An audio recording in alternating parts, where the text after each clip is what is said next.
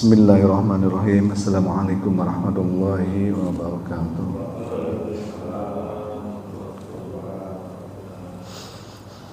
Alhamdulillahilladzi anzala ala abdil kitaba wa lam yaj'al lahu 'iwaja.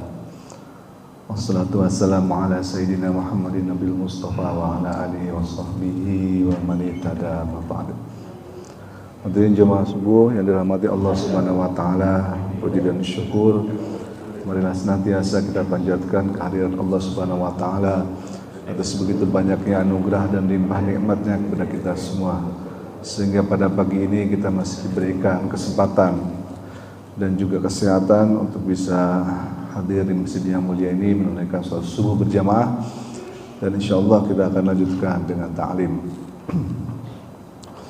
Salawat dan salam semoga selalu tercurah kepada junjungan kita Nabi besar Muhammad sallallahu alaihi wasallam. Mudah-mudahan kita senantiasa istiqomah menunaikan sunnah-sunnahnya, dan juga semoga di akhirat kelak kita mendapatkan syafaatnya. Amin ya rabbal alamin. Hadirin jamaah subuh yang dirahmati Allah Subhanahu wa taala, hari ini kita masih berada di minggu kedua ya, bulan Rabiul Awal. Yang mana kita tahu di bulan Rabiul Awal ini adalah bulan kelahiran siapa? Nabi Muhammad SAW. Sekaligus juga bulan kelahirannya siapa bulan ini? Pak Chandra. Tapi tanggal 29 Pak Chandra ya. Ada lagi oh ya.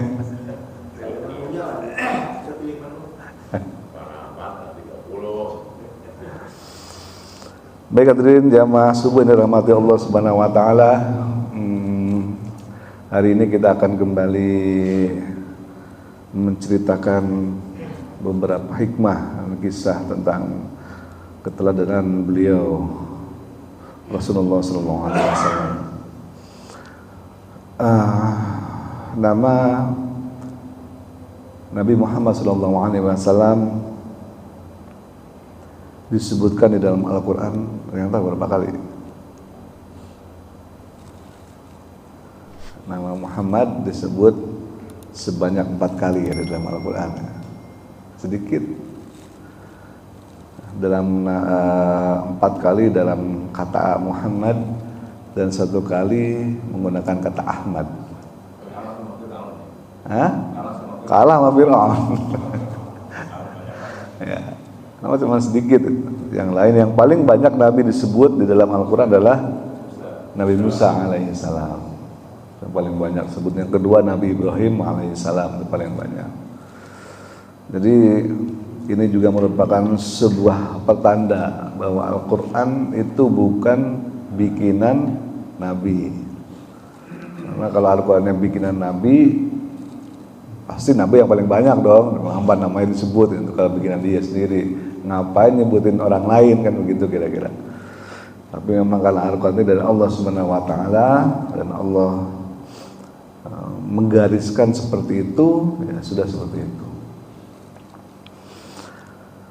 Lantas banyak yang bertanya, apa sih bedanya kok kadang disebut Muhammad, kadang disebut Ahmad? Bedanya apa? Satu-satunya di dalam Al-Quran yang mana Rasulullah Sallallahu Alaihi Wasallam disebut sebagai Ahmad adalah oleh siapa? Nabi Isa alaihissalam. Cuma Nabi Isa yang menyebut beliau dengan nama Ahmad di dalam Al-Quran. Nah, lainnya disebut dengan nama Muhammad. Itu ada disebutkan di dalam surah As-Saff, surah ke-61. Ayat 6. A'udzubillahi minasyaitonirrajim. Wa idza qala Isa ibn Maryam. Dan ingatlah ketika Isa bin Maryam berkata, Ya Bani Israel, inni Rasulullah ilaikum musaddiqan lima baina yadayya minat Taurati wa mubasysyiran bi rasuli ya'ti min ba'di ismuhu Ahmad. Bukan di sini ya, memba'dismuhu Ahmad. Wa idz qala Isa, dan ingatlah ketika Nabi Isa berkata, Isa bin Maryam, satu-satunya nabi yang selalu disebutkan binnya. Lain enggak ada yang lain. Muhammad bin Abdullah enggak ada disebut di dalam Quran. Atau Ibrahim bin siapa? Azar. Nah, enggak disebutkan juga. Satu-satunya orang, bahkan nabi yang disebutkan namanya lengkap dengan binnya itu cuma Nabi Isa. Kenapa? Ini menghilangkan stigma negatif bahwa Isa itu anak Tuhan. Kenapa? Karena nggak ada apa? Bapaknya. Dalam ayat-ayat yang lain Allah menjelaskan permisalan penciptaan Nabi Isa di sisi Allah adalah kamathali Adam, seperti penciptaan Adam.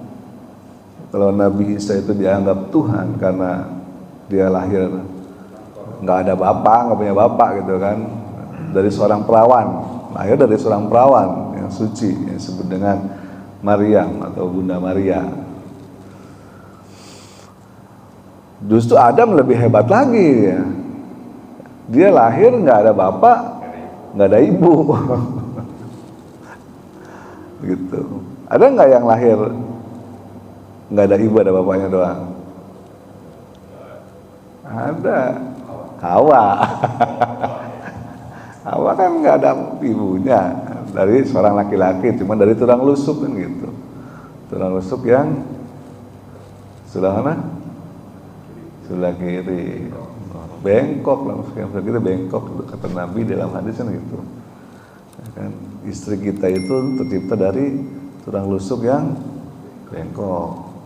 Kalau dibiarin terus, maka bengkok terus. Kalau dibiarin terus, bengkok terus. Kalau dilurusin dengan paksa, patah dia. Makanya kalau ngelurusin istri, pelan-pelan, dilus-lusin apa doang gitu ya, pelan-pelan. Ya kan, diiming-imingi, ya itu baru dia akan lurus pelan-pelan. Baik, kita kembali pada qala Isa bin Maryam, dan telah berkata Nabi Isa bin Maryam. Apa katanya? Ya Bani Israel. Nah, ini juga kalimat unik nih, ya Bani Israel. Kalau nabi-nabi lain berkata kepada kaumnya ya, pasti bilangnya ya qaumi. Di seluruh Al-Quran ditulisnya seperti itu, ya qaumi. Kenapa? Karena semua nabi yang lain, semua nabi itu kan Bani Israel semuanya, ya, asal usulnya dari Nabi Ibrahim. Ibrahim punya anak Nabi Ismail, nah Nabi Ishak. Nabi Ishak punya anak Nabi Yakub. Yakub punya 12 orang anak kan, dan Nabi Yusuf terus buat nabi-nabi semua. Itu Bani Israel semua bawah, termasuk adalah Nabi Isa.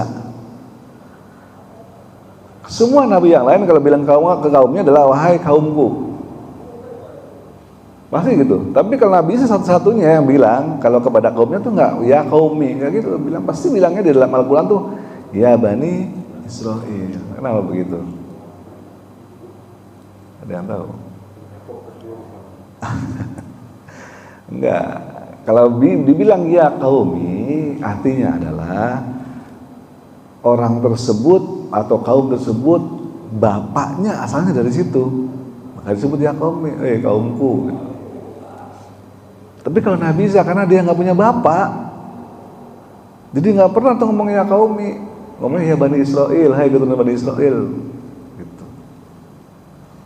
Untuk menunjukkan balik lagi, Nabi Isa itu nggak punya bapak. Karena zaman dulu kalau orang nyebut kan wahai kaumku adalah dia itu bapaknya keturunan dari situ gitu. Dulunya kakek buyutnya tuh dari situ. Baru disebut dengan ya qaumi.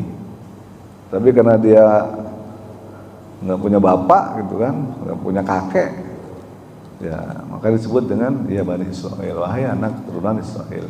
Ini Rasulullah, sesungguhnya aku adalah Rasulullah ilaikum, yang diutus kepadamu, musaddiqan lima baina yadai minat Taurat, yang membenarkan apa yang ada di hadapan kalian dari Taurat.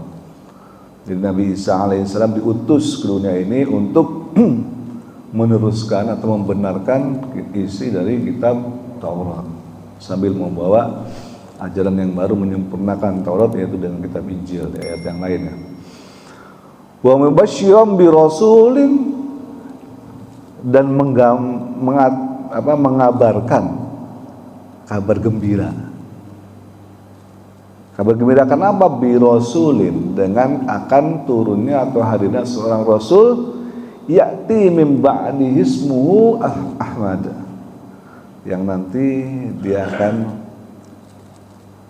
diberi nama atau bergelar Ahmad.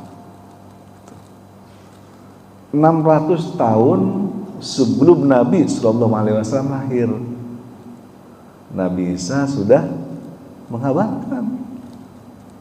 Artinya nama Nabi Muhammad ini udah viral. Kalau kita ambil kesimpulan udah viral. Jadi yang namanya kalimat viral itu dari zaman dulu Allah tuh udah bikin viral. Bukan cuma sekarang doang viral. Kata Pak Yul tuh kemarin ada yang viral tuh. Coba Yul. Viral, sama kejadian macam-macam tuh. Ada yang tabrakan motor lah, ada yang demo, ada yang apa gitu, viral.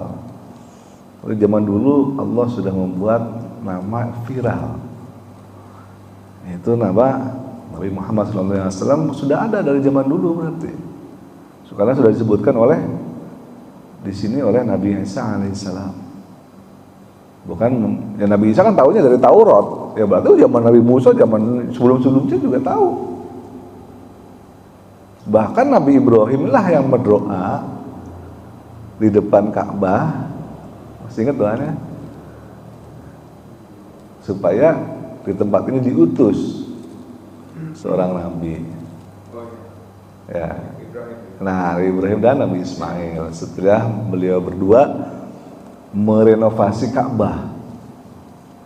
Artinya zaman Nabi Ibrahim sudah tahu, sudah ada, bahkan didoakan. Rabbana wab'ats fihim. Nah, itu ada surah Al-Baqarah ya. Rabbana wab'ats fihim rasulam minhum. Ya Allah, utuslah di tempat ini seorang rasul dari kalangan mereka yang ada di sini. Yatslu alaihim, yang akan membacakan kepada mereka kitab-kitab, menyampaikan ajarannya kitab. Jadi sejak ribuan tahun sebelumnya itu sudah tahu, dikasih tahu sama Allah gitu. Subhanahu wa ta'ala akan diutus seseorang di tempat ini, yaitu di Mekah, di daerah sekitar Ka'bah. Jadi bukan hal yang nggak diketahui, hal yang memang udah viral, udah diketahui oleh secara umum gitu. 600 tahun bahkan Nabi Isa jelas mengatakan namanya adalah Ahmad. Apa sih bedanya Ahmad dan Muhammad? Kenapa Nabi Isa mengatakan Ahmad tapi kok kita mendengarnya katanya Muhammad itu? Jangan-jangan orangnya beda gitu kan. Karena dikatakan Ahmad di sini di dalam Al-Quran, sebabnya ada orang yang percaya bahwa Nabi akhir itu bukan Nabi Muhammad, yaitu Nabi Ahmad. Makanya ada namanya aliran Ahmadiyah. Mereka percaya itu karena Al-Qurannya begini namanya Ahmad kok gitu. Makanya nabinya mereka adalah namanya siapa? Mirza Ghulam Ahmad gitu kan, Mirza Ghulam Ahmad. Ada aja nyeleneh ya. Padahal makanya kalau Al-Quran ditafsirkan atau diterjemahkan sendiri, dipahami sendiri dengan akalnya sendiri, ya begitu jadinya. Nggak boleh. Makanya Al-Quran harus dipahami dengan pemahaman para ulama. Sebelum kita sebelum kita menjelaskan atau pengen mengetahui makna dari Al-Quran, ya kita harus bertanya kepada para ulama tafsir, terutama maksudnya apa maknanya tersebut. Baik, para ulama mengatakan bahwa Ahmad merupakan sebuah sifat. Jadi semua nama Nabi itu sifat, baik Ahmad maupun Muhammad, begitu kata para ulama. Keduanya adalah sifat. Kenapa disebut dengan Ahmad? Karena beliau ada sifat, apa artinya Ahmad? Ahmad artinya terpuji. Ahmad adalah sifat yang terpuji, tapi terpujinya kepada Allah Subhanahu wa taala. Jadi terpuji yang sudah maksimal. Nah, itu. Jadi sigat mubalaghah yang terpuji yang sudah maksimal tapi kepada Allah Subhanahu wa taala, punya akhlak yang baik. Itu sebabnya dalam Al-Qur'an juga dijelaskan di dalam ayat yang lain, masih ingat ayatnya? Apa? Laqad kana lakum fi rasulillahi uswatun hasanah. Sungguh di dalam diri Rasulullah itu adalah uswah. Uswah itu apa artinya? Contoh atau suri tauladan ya, yang baik. Tapi kadang ada juga tuh orang yang bacanya iswah. Nah ini. Kata laqad kana lakum fi rasulillahi uswatun hasanah. Tapi kadang juga ada yang dibilang iswatun hasanah. Itu beda qiraat. Jadi boleh dibaca uswah, boleh dibaca iswah. Nanti kalau ada yang bilang iswah, salah tuh Al-Qur'annya. Aliran mana tuh? Nah, ada yang begitu ya. Lalu itu boleh dibaca uswah, boleh dibaca iswah. Mananya apa? Suri tauladan yang baik. Kurang lebih maknanya gitu sama ya. Iswah maupun uswah. Suri tauladan yang baik ditandai dengan dua hal, itu sebabnya Ahmad namanya, yaitu orang punya akhlak suri tauladan atau terpuji. Tapi kepada Allah Subhanahu wa taala. Jadi Nabi Isa aja sudah kagum 600 tahun sebelum beliau lahir. Nabi Isa itu kagum bahwa nanti 600 tahun lagi akan ada nabi yang turun yang akhlaknya luar biasa kepada Allah Subhanahu wa taala, sangat taat beribadah ya kan, sangat patuh dengan perintah Allah, nggak banyak nanya. Beda sama Nabi Musa ya. Nabi Musa kan ngeyel. Nabi Musa gitu, tapi ya berkat Nabi Musa lah kita jadi sholatnya cuma 5 kali, kalau enggak 50 kali gimana coba, sholat mulu isinya. Nabi Musa ngeyelan, Nabi Muhammad maka enggak terima, ya Allah kamu sholat 50 kali sehari. Iya ya Allah, udah tuh teman Nabi Musa pilih ente, nah gitu 50 kali emang kuat, kalau ente sih kuat, aneh yakin. Nah umat ente nggak bakalan kuat dah. Soalnya balik lagi minta diskon gitu. Nabi Muhammad karena diperintah sama yang senior kan begitu, lebih senior. Nggak enak hati, udah balik sana. Terus bilang balik. Sampai akhirnya di skorting 5. Itu pun kata Nabi Musa masih kurang minta lagi. Bahkan uang kan. Nabi mikir kan, setiap kali gua balik ke sono dikurangin 5. 50 kurangin 5, 45 kurangin 5, 40. Nah kalau ini udah 5 gue balik lagi sana, 0 dong. Ya kan malu lah. Ya masa gue gak nerima, gak mau dikasih perintah kok gak mau. Kesannya kan begitu. Saya gak mau balik lagi. Nah, nanti gimana nih, aneh setiap kali sono balik ke sono kurangin 5. Nah kalau sekarang balik lagi habis dong gitu. Habis diem Nabi Musa kan gak bisa jauh juga. Ya udah terserah inti aja. Gitu, Nabi Muhammad patuh pada Allah, perintahnya selalu dijalankan tanpa bertanya, ya udah iya gitu. Makanya digelari dengan gelaran Ahmad, luar biasa patuhnya dibanding nabi-nabi yang lain. Bahkan padahal di Al-Quran ini kita kenal ya bahwa Nabi Ibrahim adalah orang yang sangat patuh, termasuk juga Nabi Ismail pada Allah Subhanahu wa taala, nggak banyak tanya. Suruh sembelih anakmu, oh iya dah. Nah kenapa sih Allah kok suruh sembelih anak saya tuh? Enggak banyak tanya. Tinggalin istrimu di sono di padang pasir. Iya dia nggak banyak tanya. Banyak perintah Allah. Kata Nabi Isa di sini, Nabi Muhammad lebih dari itu. Makanya Nabi Muhammad adalah contoh manusia ciptaan Allah yang paling sempurna dari sisi akhlaknya, baik akhlak kepada Allah Subhanahu wa taala maupun akhlak kepada manusia. Nah, itu sebabnya gelar beliau yang kedua adalah Muhammad sallallahu alaihi wasallam. Karena Muhammad itu maknanya adalah silatul balagha juga, orang yang terbaik akhlaknya, yang paling terpuji tapi kepada orang lain. Beda sama kita, dikit-dikit marah, dikit-dikit tersinggung. Kalau kita kan begitu.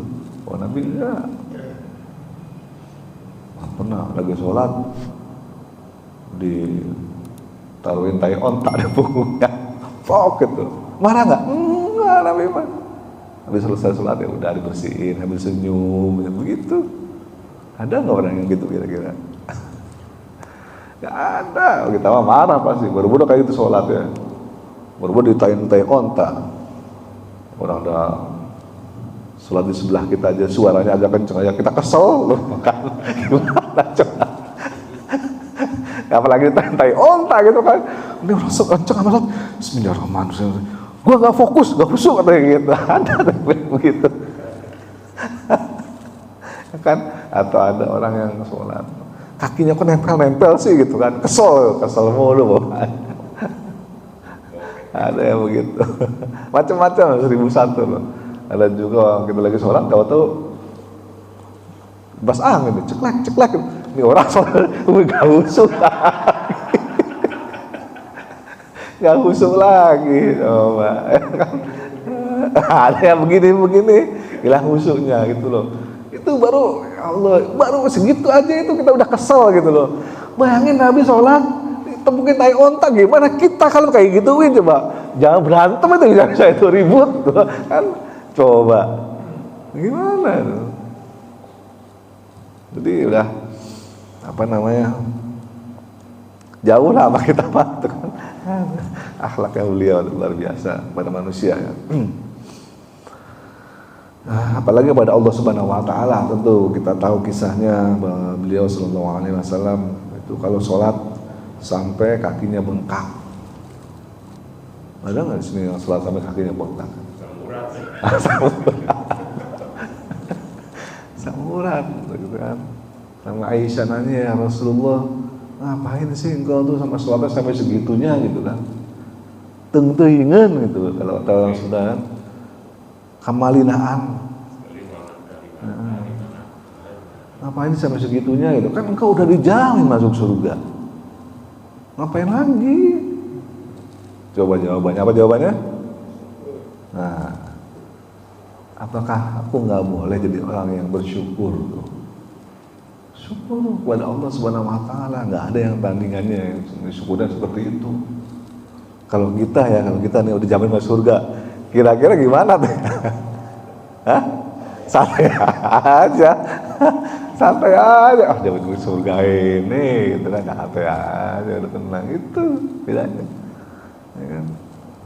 Nabi Muhammad yang udah dijamin masuk surga, dijamin dosanya diampuni, dijamin gak berbuat dosa, gak akan berbuat salah, coba sampai masih segitu. Sementara kita yang tiap hari bikin dosa ya, tiap hari bikin salah, tapi ya gitu. Makanya Muhammad sallallahu alaihi wasallam itu menjadi suri tauladan bagi contoh, bagi ibadah menghamba kepada Allah Subhanahu wa taala dengan sesungguhnya, dan juga ibadah kepada sesama manusia. Beliau punya akhlak yang sangat luar biasa sallallahu alaihi wasallam. Bahkan ada kisah yang mungkin kita juga pernah dengar, kisahnya suatu saat beliau sudah wafat waktu itu. Sahabat beliau sekaligus juga mertua beliau siapa? Mertuanya Nabi siapa? Hah? Abu Bakar As-Siddiq ya. Abu Bakar As-Siddiq itu bapaknya siapa? Abu Bakar? Bapaknya Aisyah ya. Aisyah binti Abu Bakar, istri Nabi itu adalah anaknya Abu Bakar. Suatu saat Rasulullah wafat waktu itu. Nanya, wahai Aisyah, aku selalu berusaha mengikuti sunnah-sunnah Rasulullah. Mungkin aku ada yang kelewat. Kamu ada tahu nggak ada sunnahnya Rasulullah yang aku belum lakukan. Tanya, kenapa Abu Bakar nanya kepada Aisyah? Karena memang Abu Bakar kan nggak tinggal serumah sama Nabi. Kalau Aisyah kan tinggal serumah sama Nabi, sehingga pasti tahu Nabi itu dari bangun tidur sampai tidur lagi tuh ngapain tuh tahu pasti persis yang bininya kan begitu.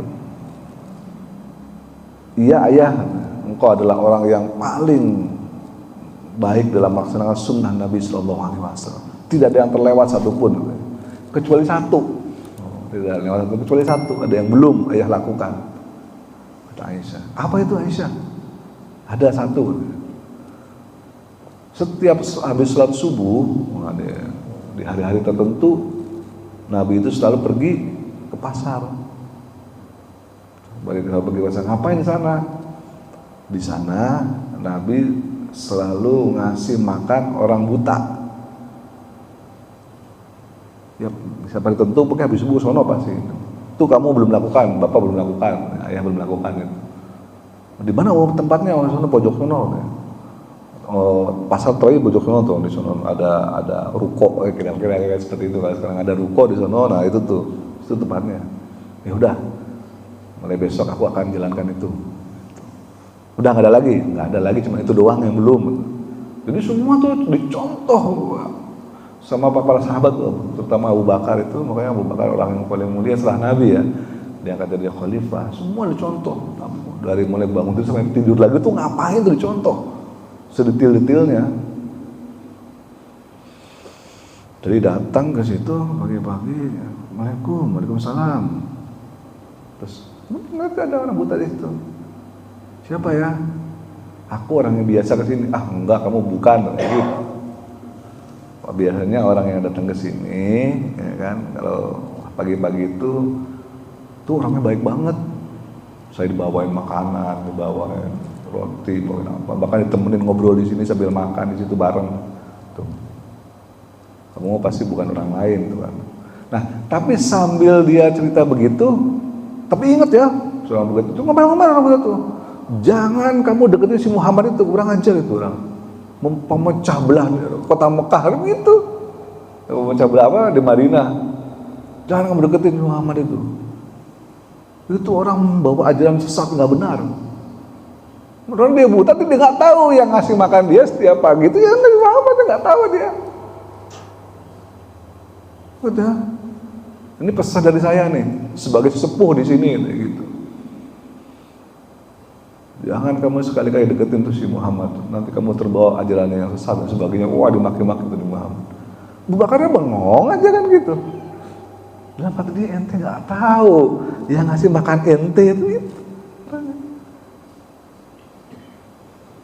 Setelah ngomong anu maki-maki segala macam, nggak kuat lagi tuh Abu Bakar akhirnya. Marah dia. Pak tua, tahu ngente kayak gitu. Yang ngasih makan ente tiap hari itu orangnya ente maki-maki tuh. Dia bingung dia. Karena dia orang buta nggak tahu. Dia masa iya sih, pantesan orangnya kok nggak pernah datang kemari sekarang. Udah meninggal baru seminggu yang lalu. Nangis orang buta itu. Ternyata selama ini yang saya maki-maki itu orang yang selalu ngasih saya makan. Dia masuk Islam dia. Coba, ada nggak orang yang bisa kuat seperti itu? Dia menolong orang yang dimaki-maki ini. Berarti kan saat Nabi Muhammad kasih dia makan, itu orang maki-maki di Nabi Muhammad kan? Karena orang itu nggak tahu kalau itu Nabi selama ini. Dan Rasulullah ya mau diam aja, cuek aja gitu. Gimana perasaan kita? Kita menolong seseorang, tapi orang itu maki-maki kita gitu. Gimana? Mampu nggak kira-kira? Boro-boro gitu begitu. Dia minta tolong aja. Lu lagi butuhnya doang sama gue. Gitu. Benar kan sih?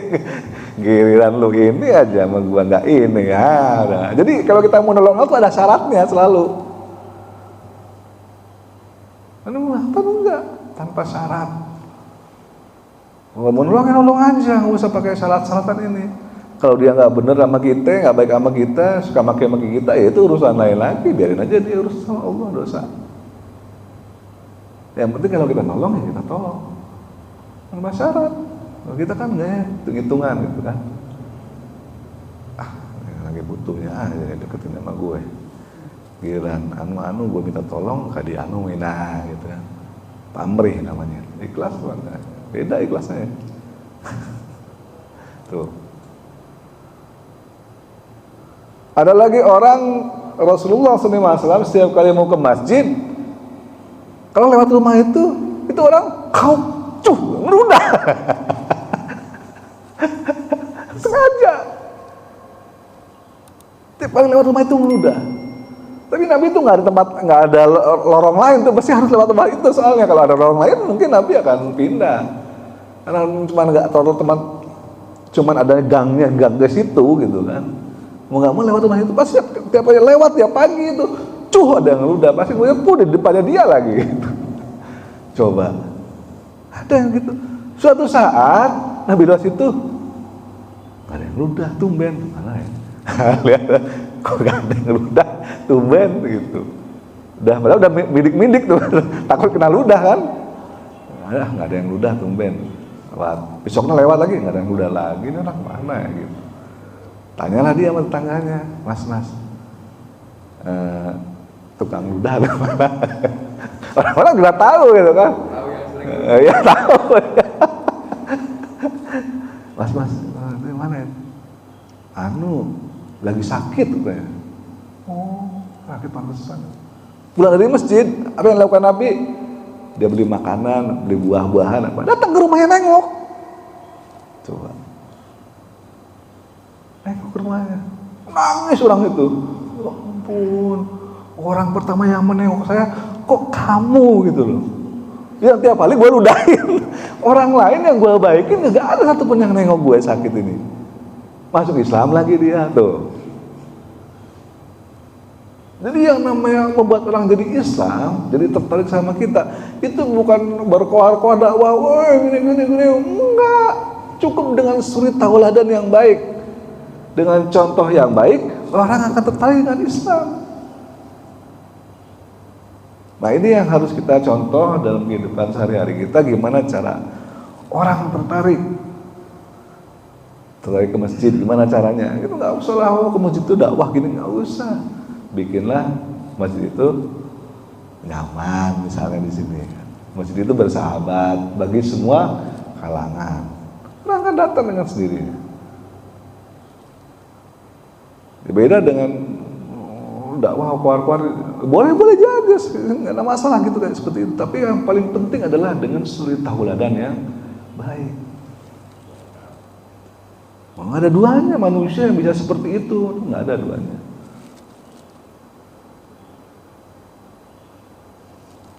Bahkan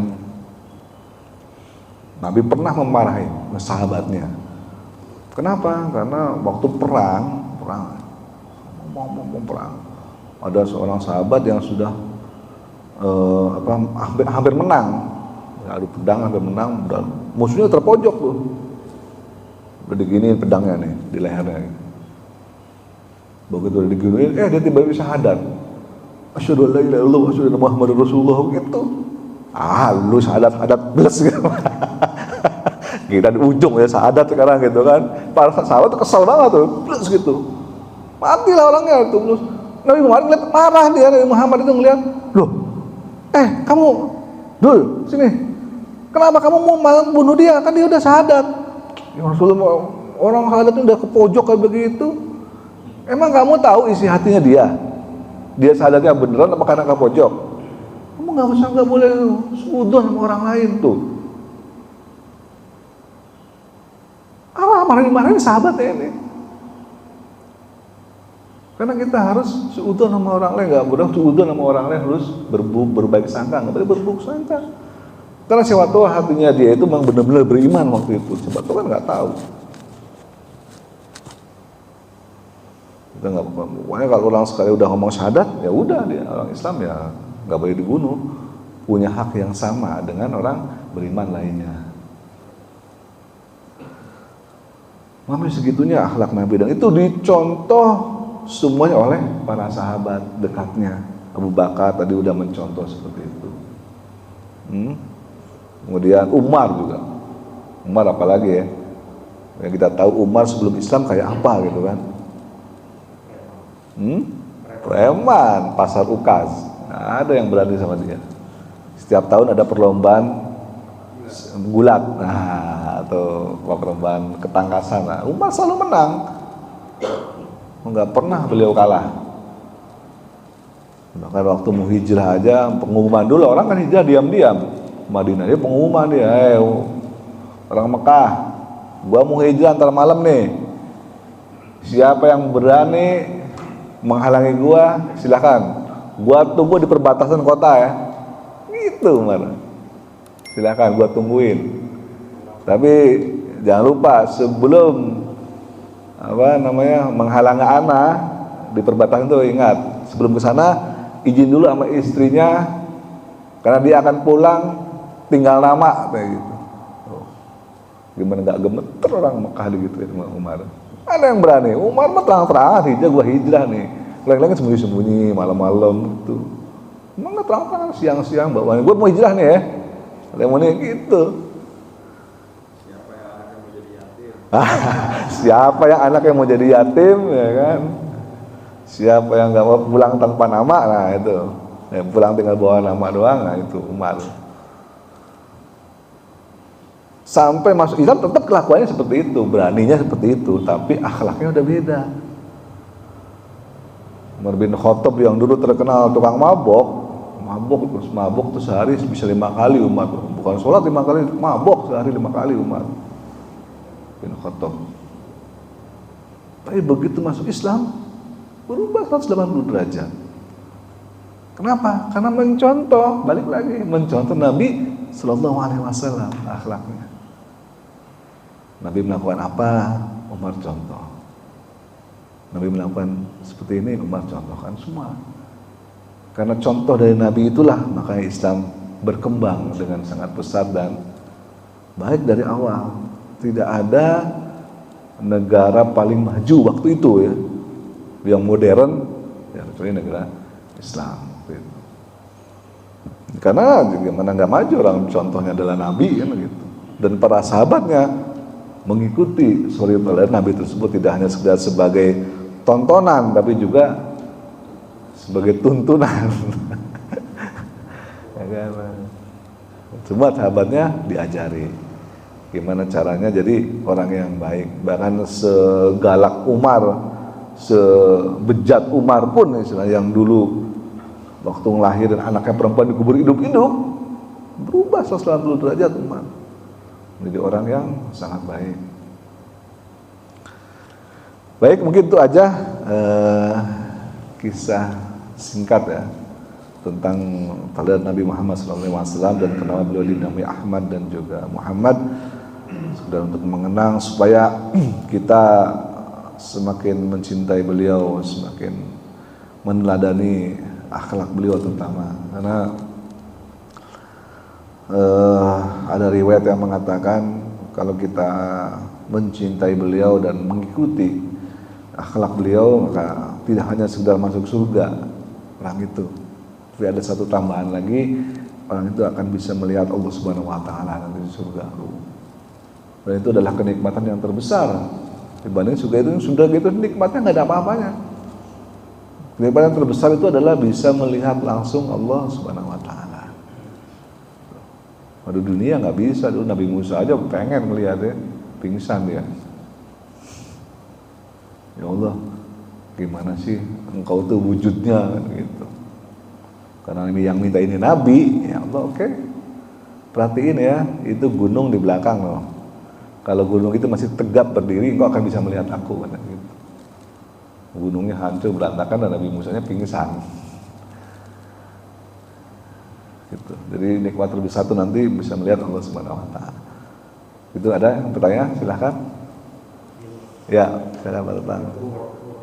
Waalaikumsalam warahmatullahi wabarakatuh.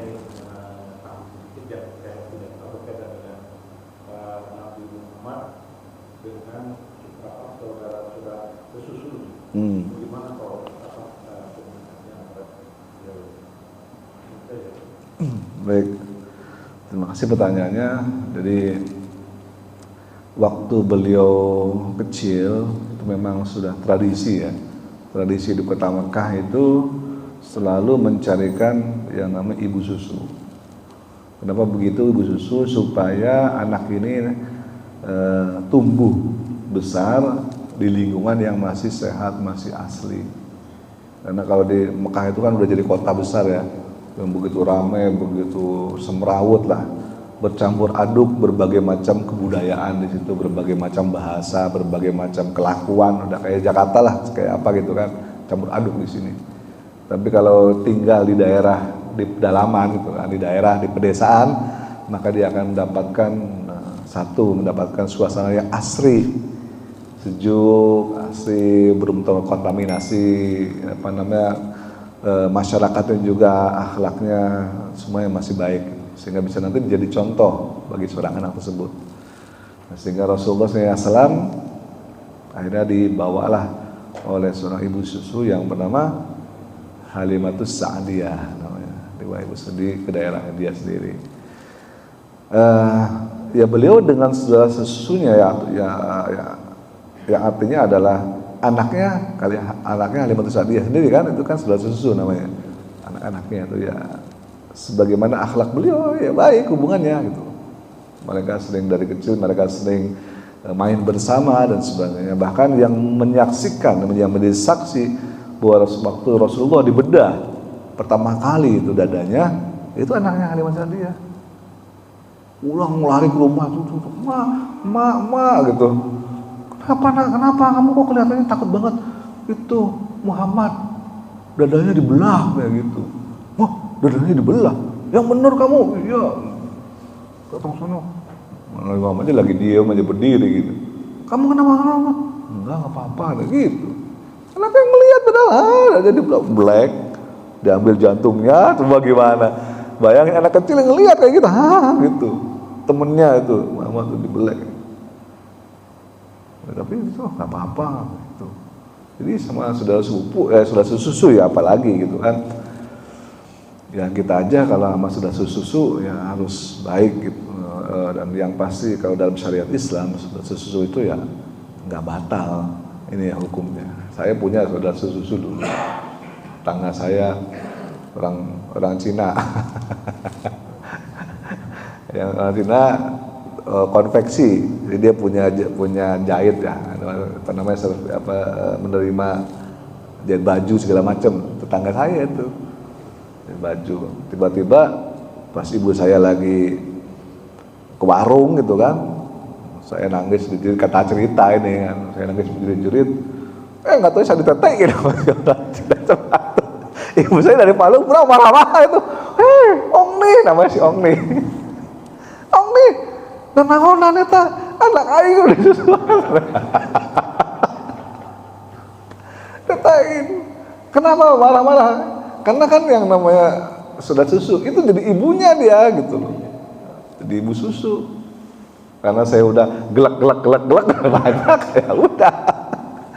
Jadi saya sampai dimanti-manti, ingat ya, kamu nanti kalau besar jangan sampai kamu kawin sama ini nih, namanya anaknya ini cewek kan cantik anaknya itu, sekolahnya bareng sama saya itu seumur anaknya.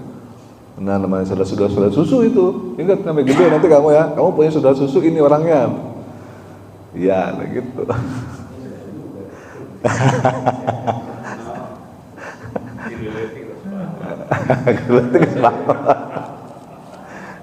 Ada lagi yang mau tanya? Silakan. Ya, silakan. Assalamualaikum warahmatullahi wabarakatuh. Waalaikumsalam warahmatullahi wabarakatuh. Kalau tadi kan biasanya ada contohnya gitu kan, ada orangnya gitu. Nah kalau zaman dulu mungkin karena memang ada Nabi Muhammad itu yang menjadi contoh.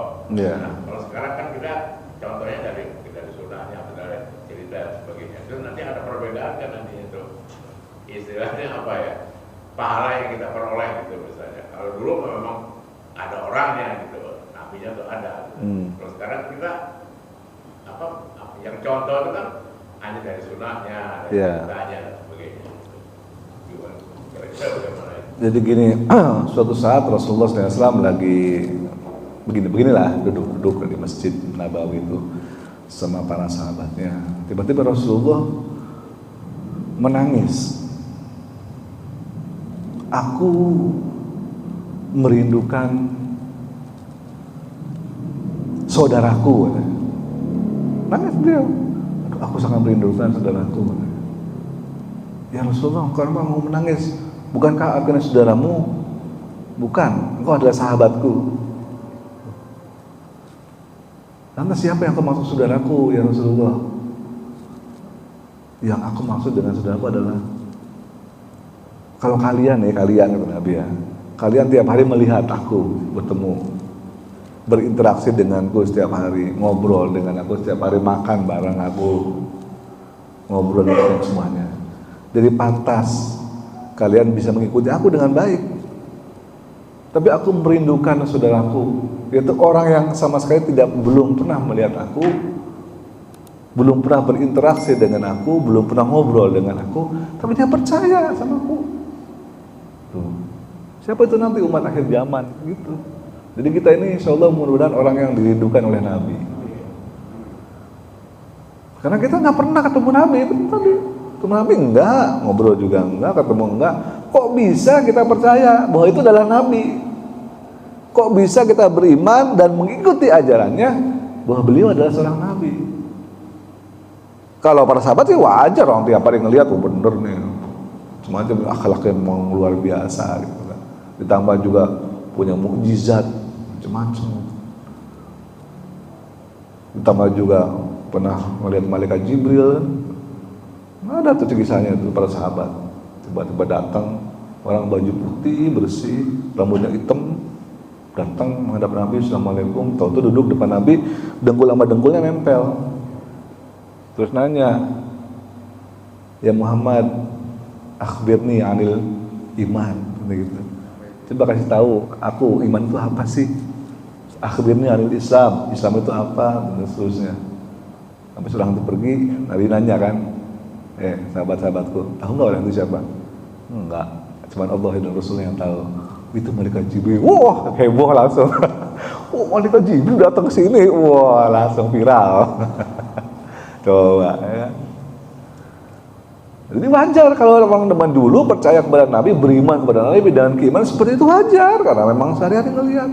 Yang hebat itu kita sebetulnya. Lihat Nabi juga kagak, ketemu juga belum pernah, ngobrol apalagi, tapi kok percaya dan mengikuti ajarannya. Luar biasa justru. Bersyukur dan beruntunglah kita termasuk orang-orang yang seperti itu.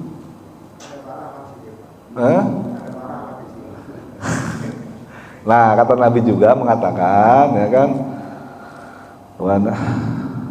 nah ada hadis, waktunya masih panjang. Ada dua hadis yang cukup kontroversi. Ya. Dua hadis ini, mungkin satu hadis yang kita kenal. Taraktu fikum amraini ma in tamassaktum bihima lan tadillu abada. Kitaballahi wa sunnatur rasul. Aku tinggalkan dua perkara. Itu kita kenal hadisnya ya. Yang jika kamu berpegang teguh kepada keduanya, maka kamu tidak akan sesat selama-lamanya, itu kata Nabi. Apa itu? Kitab Allah dan sunnah Nabi. Itu hadis yang kita kenal. Riwayat Imam Ahmad. Tapi ada lagi hadis satunya lagi yang kita mungkin nggak pernah dengar. Aku tinggalkan dua perkara, sama tuh redaksinya.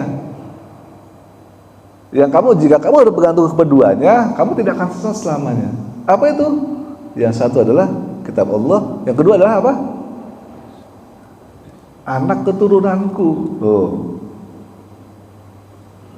Itu hadis dua hadisnya. Jadi yang satu yang sering kita dengar gitu, malah ada satu hadis lagi. Dan itu hadis sahih. Jadi kalau sekarang udah ribut nih banyak ya.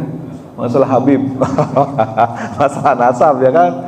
Ya, ada grup kubunya Imaduddin gitu kan, CS, dan ada kubunya para habaib lah, para Habib. Rame itu. Karena si Imaduddin itu mengatakan bahwa keturunan Nabi di Indonesia itu palsu semua tuh loh, gimana tuh? Gimana nggak marah nih? Ya, jadi namanya As-Segaf, yang namanya Al-Musawwa, bukan keturunan Nabi itu, ada yang begitu. Dia bikin tesis seperti itu, dengan bukti-buktinya, macam-macam buktinya. ramai itu juga sampai sekarang tuh masih dibahas, nggak selesai itu debatnya tuh. Padahal kata Nabi tadi, apa tinggalkan dua perkara. Hadis yang satu adalah kitabullah dan sunnah Rasul. Hadis yang satu adalah kitabullah dan dzurriyyat Rasul. Nah, ini nanti bab itu sendiri, ini panjang kalau diceritain. Gitu. Jadi ya adalah zaman sekarang orang-orang yang meragukan memang ada keturunan Nabi kan begitu. Bukannya Hasan dan Husain itu dipenggal di Karbala dan sebagainya gitu loh. Macam-macam. Keturunan Nabi Adam semuanya. Keturunan Nabi Adam semua, keturunan Nabi Adam ya. Kecuali Darwin dan kelompoknya. Keturunan monyet. Kecuali Darwin dan kelompoknya ya. Nah, kalau kita mah keturunan Nabi Adam, kalau Darwin dan kelompoknya mah keturunan monyet. Baik, ada lagi? Jadi kalau semua keturunan dzurriyyatnya Nabi itu sumbernya ujungnya di Fatimah. Iya, ujung di Fatimah. Karena Nabi itu semua anaknya meninggal semua. Iya, meninggal semua. Ya, silakan Pak Zul. Assalamualaikum warahmatullahi wabarakatuh. Waalaikumsalam warahmatullahi Ini wabarakatuh. saja nambahin, barangkali ini kemudian di bulan Rabiul Awal, bulan yang terakhir Rasulullah ya. Nah, mungkin secara ini tambahan aja. Keuntungannya apa sih jadi umat Rasulullah? Tadi pertama kan dicintai ya, walaupun kita nggak pernah ketemu ya kan, kita mencintai dan percaya. Nah, dari sisi umur kita kalah dengan umat-umat nabi-nabi sebelumnya, ya kan? Mereka nabi itu umurnya ratusan tahun. Kalau kita ada di batas umur paling 60-70 ya kan? Nah, cuma Rasulullah pendek. Tapi dari sisi keuntungannya, dari sisi ibadah, nah ini kita luar biasa. Jadi umatnya Rasulullah, umatnya Nabi Muhammad. Karena balasan setiap ibadah yang kita lakukan itu berlipat-lipat 10 kali lipat. Contohnya, misalnya kita membaca Al-Quran aja, baca surat membaca kitab suci Al-Quran, satu huruf itu dibalas dengan 10 kebajikan kan gitu kan. Alif lam mim itu jangan kamu katakan itu satu huruf, tapi alif huruf, lam satu huruf, mim satu huruf, 3 huruf. Nah kita membaca, kita bisa menghatamkan Al-Quran sehari berkali-kali dengan cara apa? Ya baca aja surah Al-Ikhlas 3 kali, akan Quran itu. Nah itu Rasulullah mengatakan, Ya. satu kali kita baca surah Al-Ikhlas sama dengan sepertiga Al-Quran. 3 kali kita baca, insya Allah sudah khatam. Nah kemudian ibadah lainnya, puasa sunnah, insya Allah setiap satu kali kita puasa sehari itu 10 hari. Jadi kayak ayam unggut, insya Allah 3 hari lagi kita akan ketemu ayam unggut. 3 hari ayam unggut, 3 hari kita puasa itu dihitung 1 bulan. Jadi jangan disia-siakan. Ya, kesempatan luar biasa. Jadi kita sanggup kita setiap bulan itu puasa sebulan, setahun, 12 bulan. Cukup 3 hari aja setiap bulan, insya Allah nilainya ada. Nah ini keuntungan jadi umatnya Rasulullah SAW. Mungkin itu saja tambahan. Terima kasih. Assalamualaikum warahmatullahi wabarakatuh. Waalaikumsalam. Baik, terima kasih Pak Zul.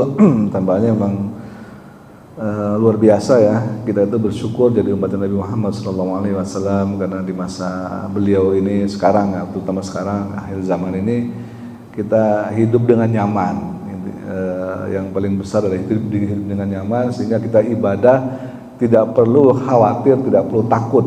Beda dengan umat zaman dulu ya, selalu khawatir atau takut karena diganggu terus sama orang lain beribadah. Kayak umat Nabi Nuh contohnya kan seperti itulah, kita tahu sendiri kisahnya seperti apa gitu. Kita harus bersyukur menjadi umat Nabi Muhammad walaupun umurnya pendek, tapi kita adalah umat yang pahalanya paling banyak kan. Kalau tadi kata Pak Zul dibilang 10 kali, sebetulnya itu nggak cukup 10 kali. Kalau dibanding umat terdahulu ya, umat terdahulu kan umurnya bisa ratusan tahun, bahkan Nabi Nuh itu umurnya 990 tahun. Tetap aja kita kalah kalau cuma dikalikan 10. Ya kan, itu sebabnya Allah Subhanahu wa taala menurunkan Lailatul Qadar. Nah, itu nggak tanggung-tanggung kalau Lailatul Qadar. Itu yang mengalahkan semua umat-umat terdahulu. Itu kalau dari sisi hitung-hitungan pahala ya, yaitu dengan Lailatul Qadar. Yang kedua, kita dijamin oleh Allah tidak akan disiksa turun siksaan kalau kita melanggar. Artinya pintu tobat tetap terbuka zaman Nabi, bagi umat Nabi Muhammad SAW. Umat dahulu begitu dia melanggar turun azab. Ada yang banjir, ada yang hujan batu, ada yang macam-macam deh pokoknya ya kan. Umat sekarang Allah jamin pintu tobat senantiasa terbuka. Bukan berarti Allah zaman dulu enggak maha bertobat, enggak, karena memang nabinya mintanya seperti itu. Nabi Muhammad enggak mau diadab umatnya.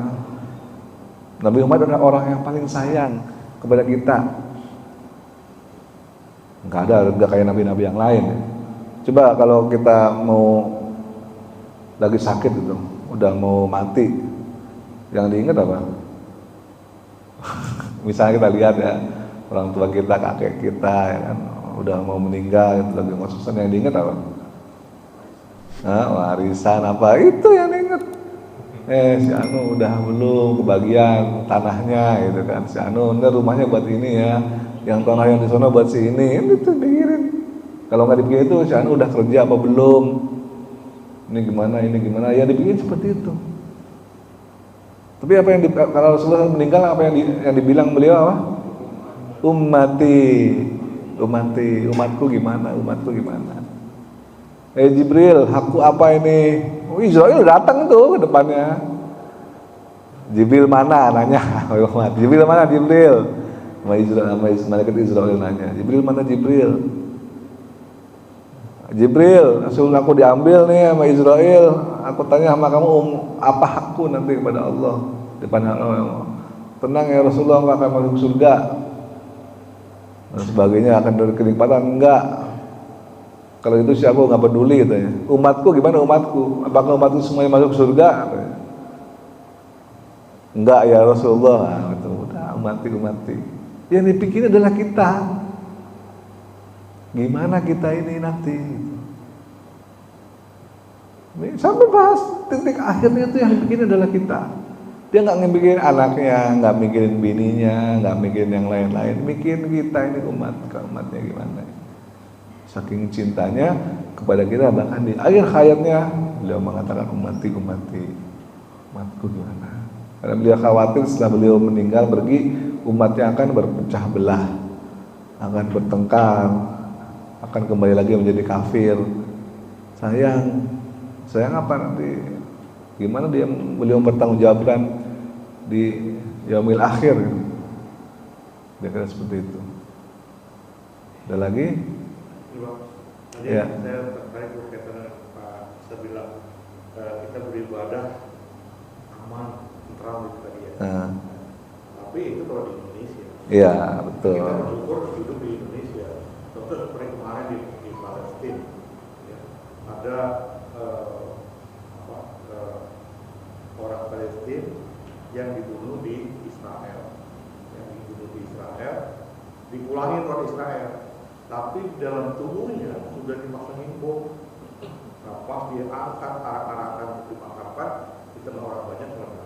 Nah itu tidak amannya di situ. Yeah. Tapi di Indonesia ya kita bersyukurlah kita hidup di Indonesia bisa aman seperti kita.